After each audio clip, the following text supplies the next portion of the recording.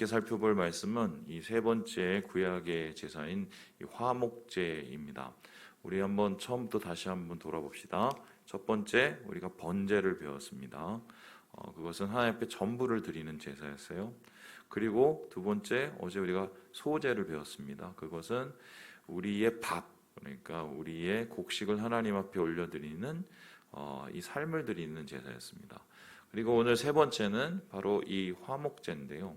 이 화목제는 말 그대로 하나님과의 관계에서 화목함을 위해서, 화평을 위해서 드리는 제사였다. 이렇게 됩니다. 그리고 우리가 내일 이제 속죄제와 속건제를 이제 우리가 이틀에 걸쳐서 배울 텐데요. 결국 이 다섯 가지의 이 제사가 구약에서 이스라엘 백성이 드렸던 제사다. 이렇게 보겠습니다. 그래서 다음 그림을 보시면 좀 이해가 되는데요. 보여주시죠. 다섯 가지 제사가 이제 다음과 같습니다. 이 첫 번째는요. 안 됐나요? 예. 번제, 소제, 화목제 이렇게 있죠. 요 세 가지는 한마디로 이거를 일반적으로 드리는 이 제사였어요. 그게 무엇이냐면 번제와 소제는 항상 드려야 되는 거고, 그리고 화목제는 어떤 일이 있든 없든 하나님께서 주시는 마음이 있을 때마다 드리는 제사. 그래서 이거를 일반제라고 이렇게 학자들이 얘기하고, 반면에 이제 여기 보면 속죄제, 속건제가 있습니다. 이제 이걸 배울 텐데 이건 특별한 제사인데 이게 뭐냐면 이렇게 해야 될 이유가 있을 때 드리는 제사입니다. 예를 들어서 되게 죄를 많이 졌던가 아니면 남에게 손해를 많이 끼쳤을 때 하나님 앞에 우리가 나아가기가 되게 민망하잖아요.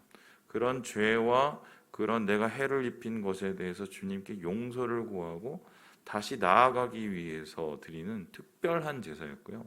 오늘 우리가 보는 번제, 소제, 화목제, 요거는 하나님 앞에 드려지는 어떻게 해요? 일반적인 항시 이루어지는 제사였다. 그러니까 일반적이라서 쉽게 보는 게 아니라요. 쉽게 우리로 표현하면 큐티하는 거, 그리고 우리가 하나님 앞에 매일 예배 드리는 이렇게 생각을 하시면 됩니다. 그런데 번제와 소제는 여러분 보시는 것처럼 하나님께서 의무적으로 드리게 하셨어요. 그래서 아침 저녁으로, 그래서 이걸 아침 저녁으로 두 번 드렸기 때문에 상번제, 매일 상이죠. 그래서 항상 하나님 앞에 드리는 제사다. 그래서 상번제라고 얘기를 했습니다. 그런데 화목제는 조금 다릅니다. 이 일반적인 케이스지만 일반적인 케이스임에도 불구하고 이거를 계속해서 하나님께서 이렇게 강압적으로 의무적으로 이 화목제를 드리게 하진 않았어요. 하나님 앞에 화목하기를 원하는 사람이 주님 앞에 나와서 드리는 제사였습니다. 그래서 이 송병현 교수 같은 경우는 뭐라고 그러냐면 이 화목제가 가장 하나님께서 기뻐하시는 제사가 아니었을까 이렇게 얘기하는데, 그것은 화목제에 담긴 세 가지의 굉장한 의미가 있기 때문입니다. 오늘 우리가 그걸 살펴보려고 하는데, 이 세 가지의 의미를 우리가 살펴보면 주님이 원하시는 예배가 무엇인지, 예배자의 삶을 통해서 예배자에 드리는 그 예배 행위를 통해서 주님이 간절히 바라는 게 무엇인지를 우리가 깨닫게 되는 거예요. 그러면 그 첫 번째가 무엇이냐? 우리 함께 1절의 말씀을 같이 한번 읽어보겠습니다. 시작.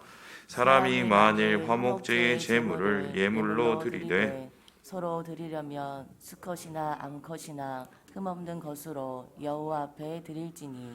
첫 번째 이 화목제의 가장 중요한 의미는 자원해서 드리는 겁니다. 앞에서 번제와 소제는 의무적으로 드리는 거고요. 이 화목제는 하나님께 자원하는 마음으로 내가 그렇게 드리고 싶어서 드리는 거예요. 그래서 이 화목제로 쓰이는 이 제물이 세 가지인데요. 소나 양이나 염소 세 가지를 쓰고요. 그런데 이거의 특징이 뭐냐면 앞에 번제나 소제는 흠없는 것, 가장 좋은 것을 드릴 수 있었는데, 그런데 이 화목제는 조금 흠이 있어도 상관이 없어요. 그리고 심지어는 이 암수에 관계없이 드려요. 그리고 심지어는 어린 것까지 드릴 수가 있었어요. 왜 이게 조금 번제보다는 좀 널널하고 좀 이렇게 플렉서블할까? 그 이유는 뭐냐면 자원하는 심령이 드리는 제사이기 때문에 하나님께서 자유를 허락하시는 것 같아요. 그래서 우리도 예배를 드릴 때 제일 중요한 게 뭡니까? 억지로 드리는 예배가 아니라 자원해서 드리는 예배를 주님께서 기뻐하시죠. 여러분 인상 쓰고 뭐 툴툴거리고 입이 쑥 나오고 이런 식으로 이제 앉아 있는 것을 주님께서 기뻐하시진 않겠죠. 우리가 무슨 뭐 감투를 써서 아니면 내가 직분이 몰아서 하나님 앞에 드리는 예배는 그건 주님이 사실 원하시지 않는 예배입니다. 제일 중요한 것은 우리가 무엇을 드리던 간에 자원해서 드리는 게 중요해요. 봉사도 마찬가지입니다. 저희가 그 교회에서 한때 우리 식사 이게 당번을 했었을 때 제가 그 식사 당번 때문에 정말 골치가 많이 아팠어요. 우리 봉사해 주시는 권사님들 너무 감사한데 이 반면에 그 식사 봉사하시면서 시험 드시는 분들도 있었거든요. 그분들의 특징이 뭐냐면 집에서 살림을 별로 안 하시는 분들. 그러니까 나와서 이거 하려니까 얼마나 힘드셔. 저 주일은 좀 즐기고 싶으신데. 그런데 이제 그런 걸 할 때마다 이제 항상 제가 말씀을 드리는 건 뭐냐면 이제 그러죠. 자원해서 하는 마음이 중요하다고. 자원해서 하나님 앞에 드리는 것은 주님께 축복이 되지만 자원해서 드리지 않는 억지로 드리는 것은 그건 해도 우리 마음에 기쁨이 안 돼요. 자원해서 드리면 하나님이 받으시는 거기 때문에 하나님과 가까워지거든요. 그런데 반면에 억지로 드리면 어떻게 돼요? 사람들이 보여요. 그래서 사람들이 여기에 대해서 어떻게 생각할까? 내가 이렇게 한 걸 사람들이 인정해 줄까? 그 마음이 생기는 건 내 마음속에 아직 자원하는 마음이 부족하다는 소리거든요. 그래서 하나님께서는 이 일반 제사 중에 특별히 이 화목제를 자원하는 심령만 드려라. 억지로 드리지 말고. 그러니까 아마 이렇게 자원하여서 나오는 발걸음들이 얼마나 주님께서는 기쁘셨겠습니까? 그죠? 그래서 이 제사를 하나님께서 어떻게 말씀하시냐면 향기로운 제사다. 하나님이 받으시기에 너무 흡족한 제사고 하나님의 마음을 평안하게 해주시고 기쁘게 하는 제사라고 표현하기까지 합니다. 그렇다면 이제 두 번째 이 의미가 무엇일까 한번 살펴본다면 우리 함께 마지막 절 17절을 한번 읽어보도록 하죠. 17절입니다. 시작. 너희는 기름과 피를 먹지 말라. 이는 너희의 모든 처소에서 너희 대대로 지킬 영원한 규례니라. 이게 기름하고 피를 먹지 말라라고 합니다. 그러니까 재물을 가까우면 죽여서 그 피를 다 따라서 그거는 뿌리거나 아니면 이렇게 처리를 하고요. 그리고 기름, 이 안에 있는 내장과 그 안에 있는 지방이나 뭐 이런 게 있겠죠. 그거를 다 떼어다가 하나님 앞에 태워드리는 겁니다. 왜 이렇게 기름과 피를 드리냐면 피는 생명이요. 기름은 가장 그 당시에 중요한 값진 것이었기 때문이라고 하더라고요. 그래서 우리는 생각에 안심이 맞을 것 같고 등심이 맞을 것 같은데 그 당시에 이제 사람들은 이 장기 옆에 달려 있는 이 비계 기름이 되게 중요하게 여기는 그런 그 관습이 있었대요. 그래서 하나님 앞에 가장 귀한 것을 드린다. 그런 개념으로 이제 중심을 태워들었고 거기에서뿐만 아니라 그러면 제일 문제가 뭡니까? 그거 다 드리고 나면은 남은 고기는 어떡합니까? 어떡하죠? 원래 번제는 다 태워드렸거든요. 가죽만 벗기고. 그런데 남은 재물은 어떡하냐? 다 먹어야 됩니다. 언제까지 먹어야 되느냐? 그 다음 날까지 다 먹습니다. 그럼 예를 들어서 소를 잡았다고 한번 생각해 봅시다. 그러면 누가 먹느냐? 제사장도 먹고 그리고 그 하나님께 제물을 드린 그 사람도 먹습니다. 그러면 예배자와 제사장이 그 소 한 마리를 이틀 동안 다 잡아먹을 수 있습니까? 먹을 수 있어요? 없어요?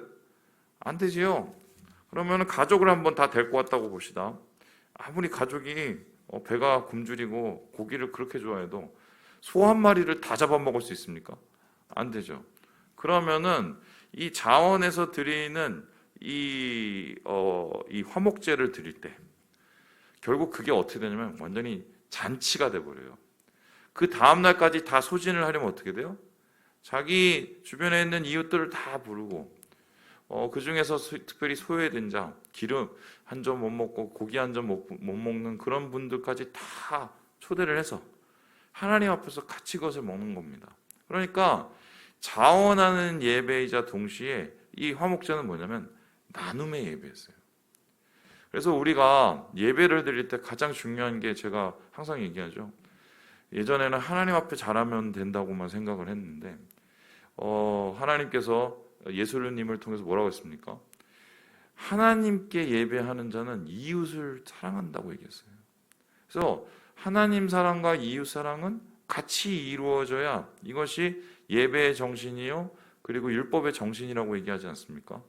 그래서 이 화목제는 하나님과의 이 예배일 뿐만 아니라 주위 사람들과 나눔을 통해서 진정한 화목이 이루어지는 제사였어요. 그래서 이 화목제가 이루어지는 날이면 웃을 일이 많아지는 거죠. 교회는 바로 그런 곳이 되어야 되죠. 예배 끝에 싸우고 돌아가는 건 그거는 마귀가 우리의 마음을 충동질하는 것이죠. 그런데 진짜 우리가 예배에 성공을 하고 예배 속에서 우리가 하나님 앞에 기쁨으로 드리고 그리고 예배 가운데 정말 주님을 만나면 우리가 마음이 찔려서 근심은 할 수 있겠으나 우리가 서로가 서로를 섬기고 웃고 그리고 함께 되는 일들이 나타나는 게 이게 정상 아니겠습니까?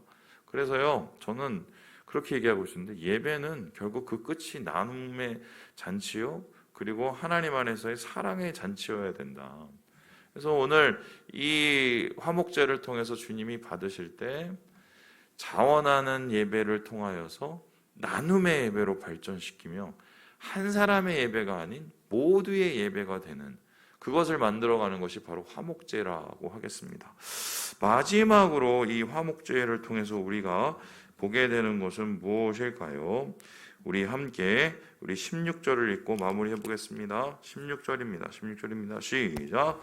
제사장은 그것을 제단 위에서 불사를 지니 이는 화제로 드리는 음식이요 향기로운 냄새라 모든 기름은 여호와의 것이니라. 그러니까 자원하여서 나눔으로 하나님 앞에 드리는 것을 주님께서 받으십니다. 그리고 어떻게 됩니까? 향기로운 냄새로 주님 받으셨다. 이 향기롭다는 것은 주님의 마음을 평안하게 한다는 거예요. 그래서 결론적으로 이 화목제의 결론은 뭐냐면 평화예요. 주님과의 관계가 완전히 열리게 돼요. 그리고 그 제사를 통해서 이웃과의 관계가 완전히 열리게 됩니다. 그러니까 예배를 드리니까 무엇이 이루어지나요? 소통이 이루어지죠. 하나님과의 만남, 내 죄가 해결되고 주님을 향한 내 기도가 올려지고 또 하나님께서 응답하심이 느껴지고 뿐만 아니라 주의하고의 나눔을 통해서 화평이 이루어져서 예배 끝에 그 화평이 이루어져서 주님 앞에 영광 돌릴 일만 나타나는 것이 이게 바로 화목제의 결론인 것이죠. 그래서 우리의 예배를 한번 잘 돌아봐야 됩니다. 어제 우리가 저녁 예배 때 우리 소재에 대한 얘기를 했는데 혹시 못 오시거나 아니면은 못 보신 분은 꼭 그 동영상을 꼭 보세요. 거기 보시면 알겠지만 주님께서 특별히 누룩과 꿀을 넣지 말라고 하셨거든요. 누룩은 우리의 마음을 부패하게 만들고 꿀은 변질되게 만들어서 그것을 넣지 말고 소금을 넣으라고 하셨어요. 소금은 변치 않는 마음을 뜻하죠. 그래서 하나님께서는 이러한 변치 않는 마음과 악을 떠난 마음과 이 선의의 마음을 통해서 순전한 제사를 받기 원하시는 게 소제였거든요. 마찬가지로 오늘 우리가 보는 이 화목제 역시 주님께서는 이 제사를 받으실 때 모두가 하나 되어서 주님 앞에서 함께 웃고 함께 찬양하고 함께 영광을 돌리고 그래서 주님이 그들 가운데 계시는 임마누엘이 나타나고 이것을 주님께서 원하시는 거죠. 여러분 이러한 예배가 구약에서 나타나서 신약의 완성이 됩니다. 그게 무엇이죠? 여러분 잘 아시는 오순절 성령 강림이에요. 오순절 성령 강림 때 어떤 일이 일어납니까? 언어가 하나가 돼버리죠. 방언으로. 그리고 어떻게 돼요? 모두 형제 자매가 성령을 받음으로 마음이 하나가 되고 어떻게 해요? 그들이 같이 떡을 떼고 기도에 열심을 내고 또 하나님 앞에 말씀 듣기를 같이 사모하게 됩니다. 이게 한마디로 진정한 예배의 완성의 공동체죠. 오늘 하나님께서는 이러한 화목제를 통해서 그것을 미리 보여주셨고요. 오늘날 우리에게 그것을 성령으로 선물해 주셨고요. 우리가 정말 성령에 충만하고 예수 그리스도의 십자가의 은혜를 우리가 정말 충만히 바라본다면 이 예배의 기쁨이 다시 회복될 줄 믿습니다. 말씀을 마칩니다. 여러분, 지금의 이 시대야말로 진짜 화목제가 필요할 때예요. 특별히 의정부에 있는 교회는 더 그렇습니다. 그렇게 많이 싸워요. 노예가도 싸우고 교회가도 싸우고 총회가도 싸우고 뭘 이렇게 싸우고 자빠졌는지 죄송해요. 지금이야말로 우리가 화목제를 드려야 될 때다. 자원하는 마음으로 나눔으로 화평을 구하면서 주님 앞에 예배할 때 주님께서 우리를 통해서 기뻐 받으시고 향기로운 제사가 되게 하셔서 이 땅 가운데 주님의 영광을 드러내실 것입니다. 이것을 바라보시고 오늘 하루 주님과 화목하시고 화평하시고 기뻐하시는 우리 예배의 하루가 되시길 주님의 이름으로 축원합니다.